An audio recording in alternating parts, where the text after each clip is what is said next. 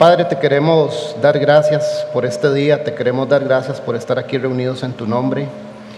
Te pedimos, Señor, que esta reunión y esta conferencia sea guiada por el Espíritu Santo. No permitas que haya entendimiento humano bajo ninguna circunstancia, sino que nos hables a cada uno en nuestros corazones, Señor. Te pido sabiduría para cada uno de los compañeros, de todos los que vamos a exponer el día de hoy, para que se predique una sola verdad, que es tu palabra. En el nombre de tu Hijo Jesús oramos. Amén. Bueno,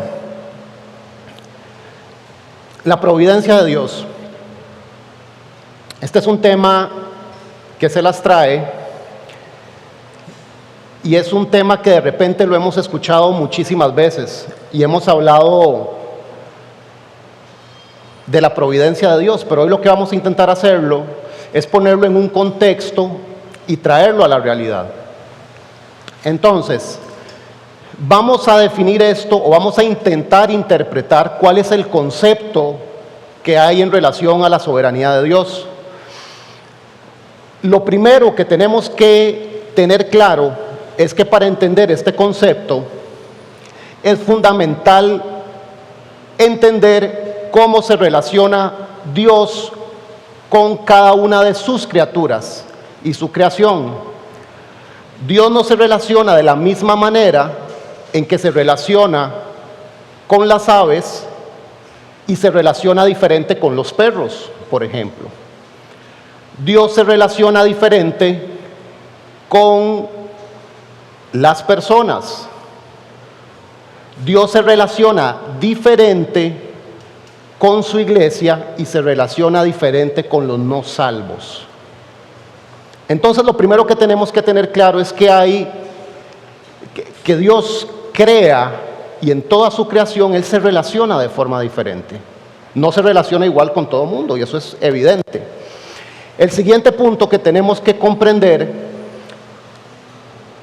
en este concepto se basa en esa palabra que ustedes ven ahí, que está en latín, que probablemente los que venimos de una base católica o fuimos católicos en algún momento, escuchamos Deus pro nobis, Dios por nosotros.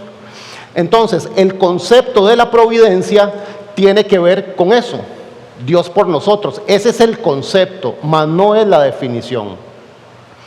Y lo otro que tenemos que entender, sabiendo que Dios se relaciona de forma diferente con cada criatura que ha creado, es que Dios siempre va a estar presente para su pueblo, siempre. Nada ni nadie puede cortar la relación que tenemos con una providencia amorosa, amable y soberana. Vamos a ver el significado como tal. Providencia está formado por un prefijo y una raíz. La raíz viene del latín videre, que significa ver, y pro es de antemano. Entonces, si tuviéramos que definir literalmente providencia, tendríamos que decir que es ver de antemano. ¿Ok? Hasta ahí todo bien. Vamos a leer un significado bíblico, desde una perspectiva bíblica, ¿qué sería la providencia de Dios? La providencia de Dios es la incesante actividad del Creador mediante la cual, con gran bondad y misericordia, quiero resaltar nuevamente bondad y misericordia, Él mantiene a sus criaturas en ordenada existencia. Además guía, dirige todos los acontecimientos, circunstancias y acciones libres de ángeles y hombres y encamina todo hacia el fin propuesto para su propia gloria.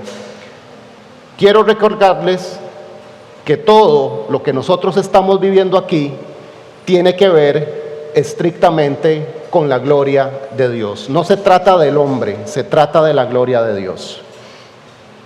¿Qué abarca la providencia? La providencia abarca el sustento de la creación en todo su sentido. Dependemos de Dios en todo momento. Aún en este momento, nosotros dependemos de Dios. Dios nos provee el oxígeno para poder respirar. En este momento, dependemos de Dios para caminar. Somos total y absolutamente dependientes de Dios. A unos les gusta, a otros no les gusta. Pero el concepto que abarca la providencia es el siguiente, y estas dos palabras son indispensables que queden claras para el día de hoy. Dios crea y preserva. Crea y preserva. La Biblia deja claro que nada sucede por el azar.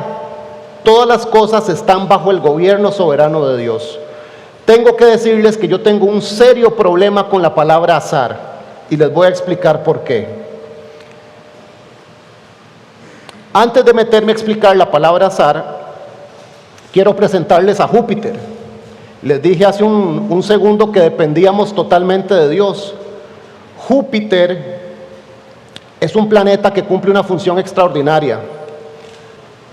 Según el astronauta John Grunsfeld, dice que Júpiter es una especie de aspiradora. Bueno, pero no estamos ahí con las imágenes. Para seguirles con el tema de Júpiter, Júpiter funciona como una especie de aspiradora. Entonces, aún en este momento, en los confines de la galaxia, aunque nosotros no nos demos cuenta ni sepamos, Júpiter está absorbiendo cualquier tipo de material, asteroide, roca o lo que sea que va hacia la Tierra, y Júpiter lo trae para que no choque con la Tierra. Aún en los confines del universo, Dios está presente y Dios se está encargando de todo lo que tenga que ver con la providencia para preservar su especie. ¿Qué dice el mundo al respecto? ¿Qué dice el mundo? El mundo, el día de hoy, ha tirado a la basura el concepto de providencia divina. Al mundo no le interesa la providencia divina. Prefieren decir que todo es por el azar. Entonces dicen que todo se hizo a través de un Big Bang, y que aquí cayó una bacteria y que a partir de nada se hizo todo lo que tenemos acá. La gente le ha dado poder al azar. La cosmovisión secular sugiere que la mayoría de las cosas suceden de forma natural, sin la intervención de Dios. Esto es en el mejor de los casos.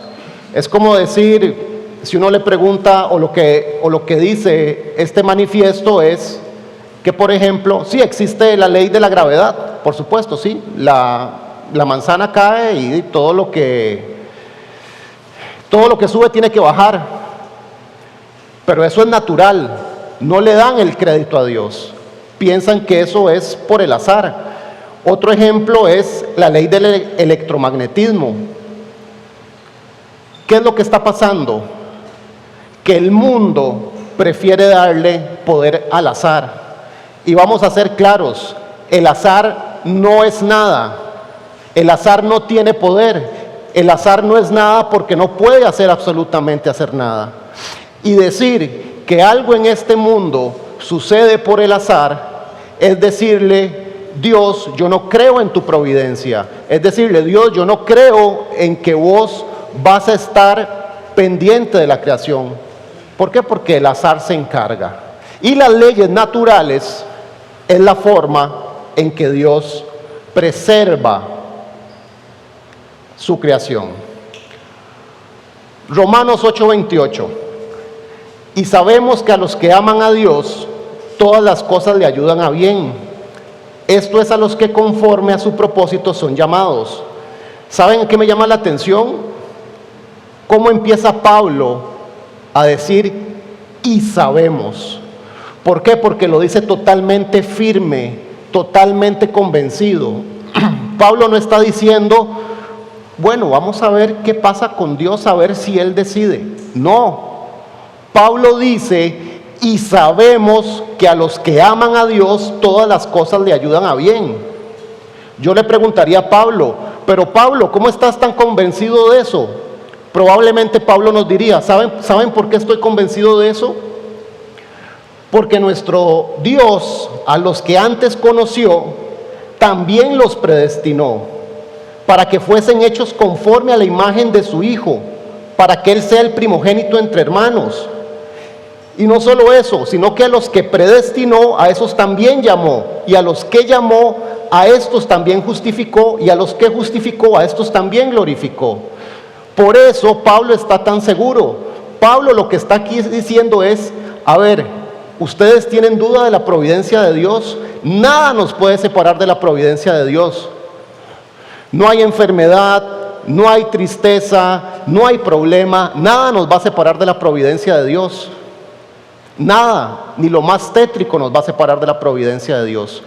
Y Pablo hace toda esta explicación para decir que no hay nada que nos pueda separar de la providencia de Dios. Pero ¿cómo reacciona la gente ante esto? Las respuestas. ¿Qué dice el mundo? No me gusta, no quiero escuchar eso, eso no es así, ese no es el Dios que a mí me enseñaron, eso es injusto, no quiero saber nada, es que eso no es de Dios. Pero Pablo dice, ¿saben qué? Somos más que vencedores.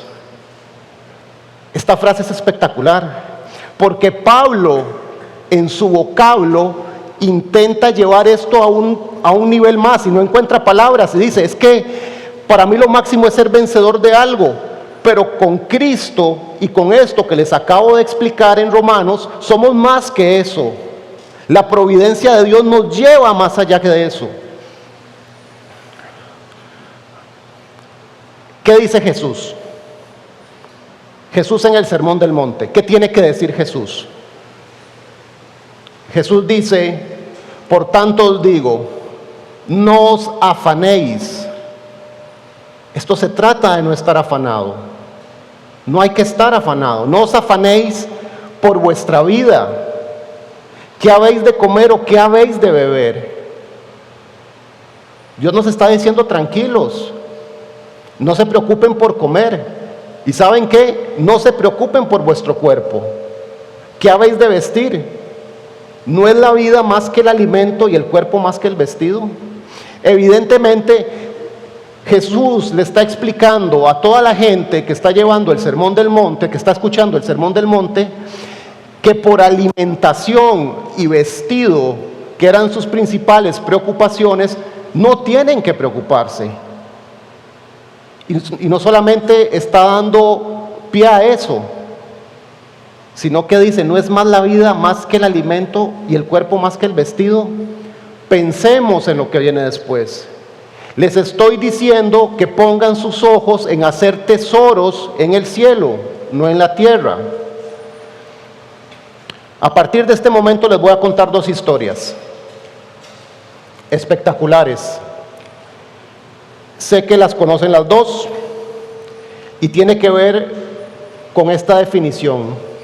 Yahweh Jireh, que es el concepto o el nombre tal cual, y después se ha ido modificando a Jehová Jireh, que significa Dios proveerá.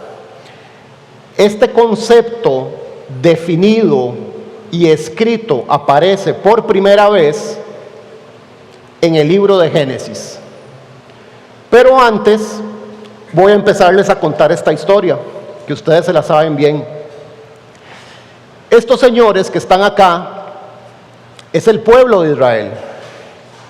Dios eligió a Israel como su pueblo y les dijo, yo voy a proveerles a ustedes una nación nueva. Y los empezó a pasar por pruebas. Pero en este pueblo empieza a darse algo que les dije que la palabra azar no me gusta, y la siguiente palabra que a mí no me gusta es la palabra queja. Y el pueblo de Israel fue espectacular en quejarse. Por todo se quejaban. Moisés, ¿cómo nos trajiste acá? Estamos en medio de un acantilado, ya vienen los egipcios, nos escapamos, ese man nos va a matar, ¿qué vamos a hacer?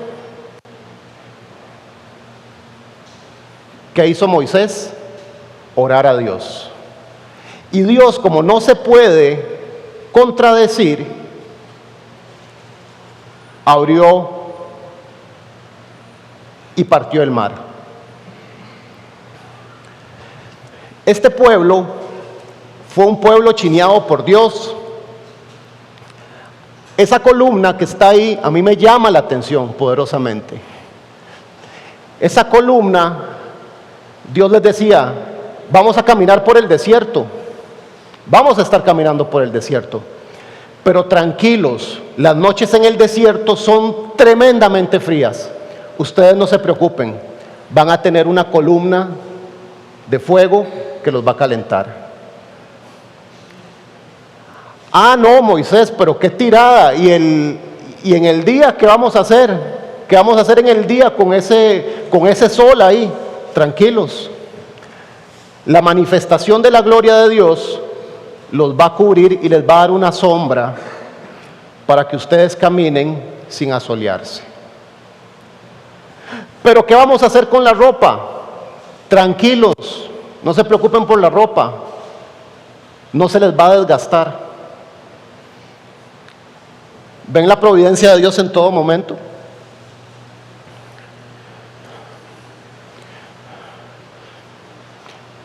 Señor, qué tirada, tenemos hambre.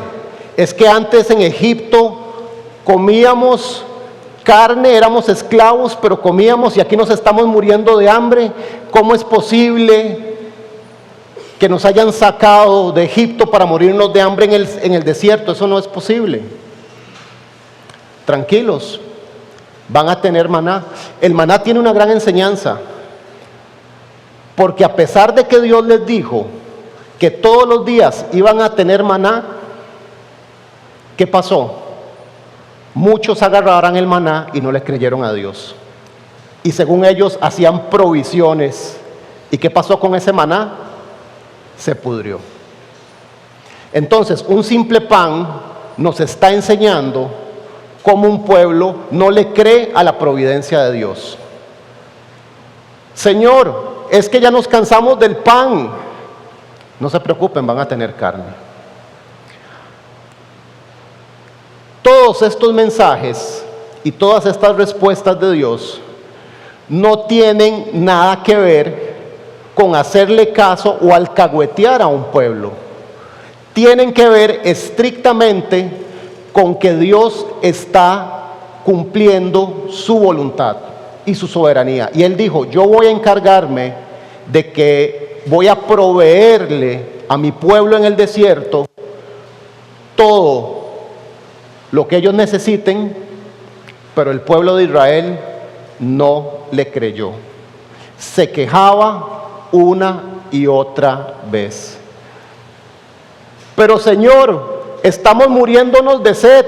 ¿De dónde vamos a sacar agua aquí para nuestros animales? Se nos van a morir los animales. No se preocupen. Démosle a la piedrita y de la piedrita sale agua.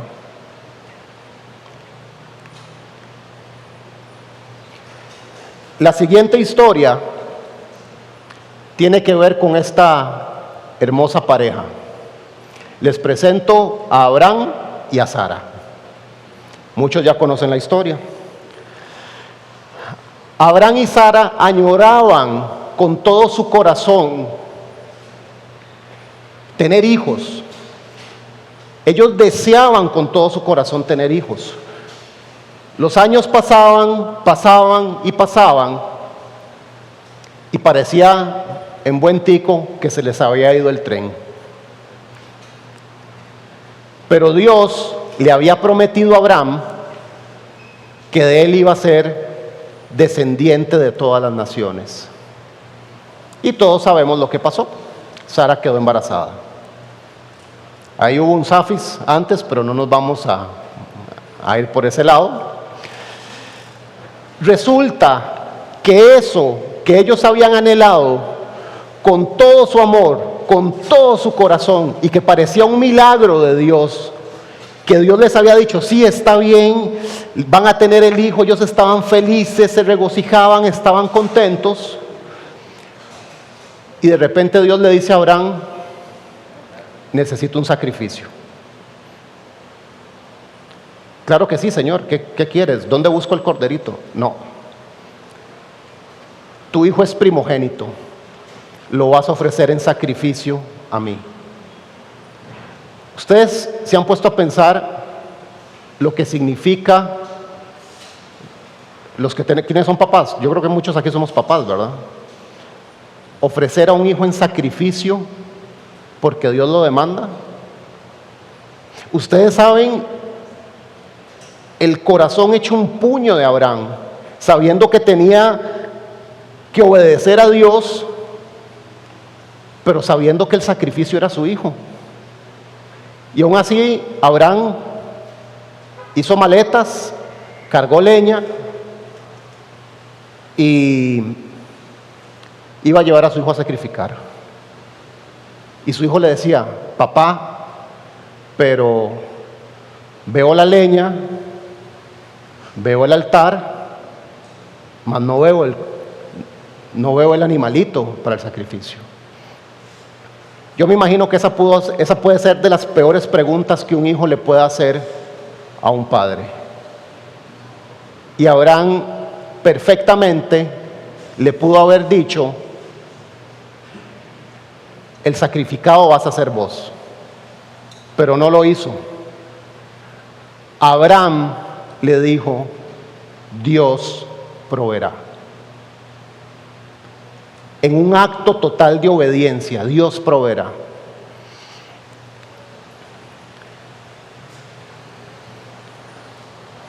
Todo estaba listo para el sacrificio. Abraham se procede a hacer el acto y de repente Dios lo detiene. No, Abraham, ya es suficiente. Se pueden desprender miles de lecciones de esto. Y en ese momento, Abraham vuelve a ver y se encuentra esto. Dios se encargó de proveer el sacrificio sin importar las circunstancias. Y estaba el carnero ahí enredado. Con esto hay una conexión a esto directamente, porque ese monte donde se iba a realizar o donde se realizó el sacrificio de ese cordero, años después es donde está el monte de la calavera, y en ese monte fue crucificado Cristo, justo ahí, en ese momento.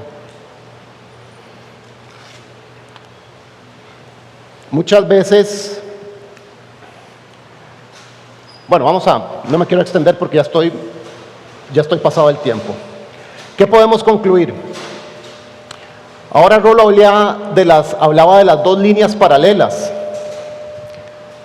Aquí tenemos que hablar de dos corrientes que fluyen de forma simultánea, donde en algún momento Dios las une para cumplir su propósito. Dios puede tomar el mal y cumplir su propósito, y lo hemos visto miles de veces a lo largo de la Biblia, sin que Dios sea el autor del mal.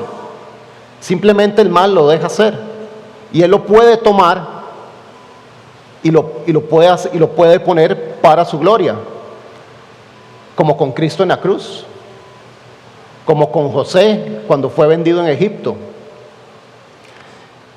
El gran consuelo de la providencia de Dios es que Dios está por encima de todas las cosas. La queja es pecaminosa, ya que no reconoce la providencia de Dios de principio a fin. Cada vez que nosotros nos quejamos, le estamos tirando barro a Dios. La queja revela y pone de manifiesto cómo está nuestro corazón. Por favor, no nos quejemos. Poder vivir en paz cuando entendemos que la providencia de Dios gobierna, y no solo para su gloria, sino también para gozo y beneplácito de su creación. ¿Dónde se entiende mejor la providencia de Dios? En el desierto. Pregúntenle al pueblo de Israel.